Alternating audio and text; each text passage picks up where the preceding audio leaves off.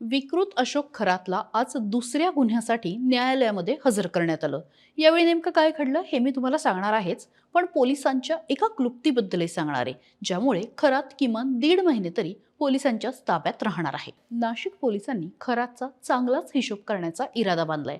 अर्थात त्याची विकृत कृत्यही इतकी वाईट आहेत की त्याला तसंच सोडणंही योग्य नाही. पण आपल्याकडे न्यायपालिका आहे, त्यामुळे कोणीही कितीही वाईट वागलं तरी त्याला डांबून ठेवता येत नाही. त्यासाठी कायद्यात बसणाऱ्याच गोष्टी कराव्या लागतात आणि हेच आता पोलीस करताना दिसत आहेत. करातचा पक्का कार्यक्रम सुरू असून त्यात कायद्याने अडचण येणार नाही अशी एक आयडियाच नाशिक पोलिसांनी लावली आहे. त्यामुळे बघूया आज नेमकं काय झालं आणि मग पोलिसांबद्दलही बोलूया.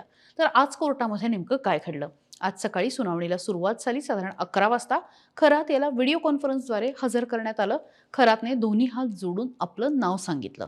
न्यायालयाने दुसऱ्या गुन्ह्यासाठी त्याला न्यायालयीन कोठडी सुनावली. मात्र त्यानंतर तिसऱ्या गुन्ह्यासाठी त्याला ताब्यात द्यावं असा अर्ज SITने न्यायालयामध्ये केला. तो अर्ज न्यायालयाने मंजूर केला आणि तिसऱ्या गुन्ह्याबाबत आता उद्या सुनावणी होणार आहे. उद्या तिसऱ्या गुन्ह्यातल्या पोलीस कोठडीसाठी SIT युक्तिवाद करणार आहे. पोलिसांची क्लुप्ती खरातला चक्करवर चक्कर. आतापर्यंत खरातवरती एकूण 12 गुन्हे दाखल आहेत. त्यातले 8 गुन्हे हे लैंगिक अत्याचाराचे आहेत, तर 4 गुन्हे हे आर्थिक फसवणुकीचे आहे.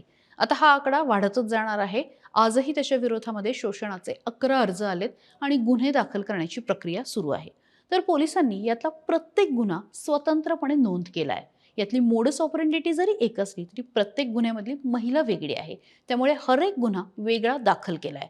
आज दुसऱ्या गुन्ह्यासाठी त्याला न्यायालयीन कोठडी सुनावण्यात आली आणि तिसऱ्यासाठी ताब्यात घेतलं. आता बघा ही प्रक्रिया कशी असते. त्याला ताब्यात घेतल्यानंतर नियमाप्रमाणे 24 तासांच्या आत कोर्टासमोर हजर करावं लागतं.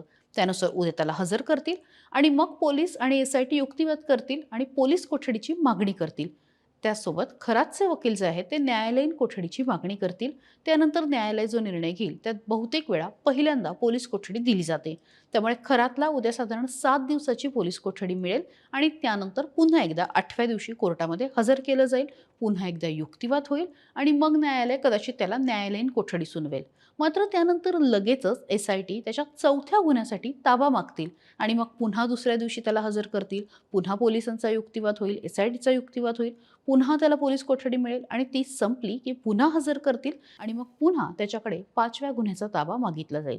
त्यामुळे प्रत्येक वेळी त्याला हजर केले, 7 दिवसाची कोठडी झाली की त्याच्यावरती पुढच्या गुन्ह्यासाठी ताबा मागितला जाईल. त्यामुळे 12 गुन्हे म्हटलं तरी किमान 84 दिवस पोलीस म्हणजे SIT यांच्या ताब्यामध्ये खरातला राहावं लागणार आहे.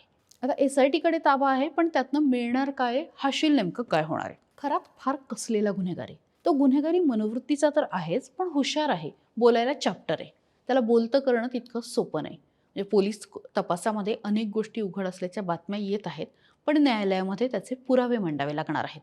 खरात ते आरोप मान्य करणार नाहीच. त्यामुळे पोलिसांचा खरा कस पुरावे मांडताना शोधताना लागणार आहे. नुसता खरातचा ताबा मिळवणे काही होणार नाही. त्याचं तोंड उचकटलं तर काही गोष्टी मिळू शकतात. गोष्टी खणून काढाव्या लागतील. माणसं म्हणजे त्याचं जे नेक्सस आहे, त्याचं जे जाळं आहे ते शोधावं लागेल, त्याच्या टोकापर्यंत पोचावं लागेल.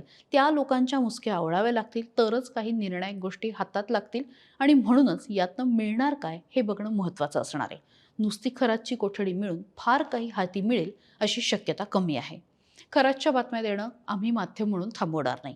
प्रश्न विचारायलाही मागे पुढे बघणार नाही. पण प्रकरण फक्त व्हिडिओ आणि शोषणापुरतं मर्यादित नाही, तर आर्थिक रॅकेटसुद्धा आहे. त्यामुळे आता नेमकं यात काय काय घडतं, कुठल्या कुठल्या गोष्टी येतात, कुठले कुठले वळणं येतात, सगळं तुम्हाला सांगू. सकाळला फॉलो करायला विसरू नका. महाराष्ट्रातील सर्व बातम्यांचे विश्वासार्ह व्यासपीठ. सकाळच्या सर्व सोशल मीडिया प्लॅटफॉर्मला लाईक, फॉलो आणि सबस्क्राईब करा. तसंच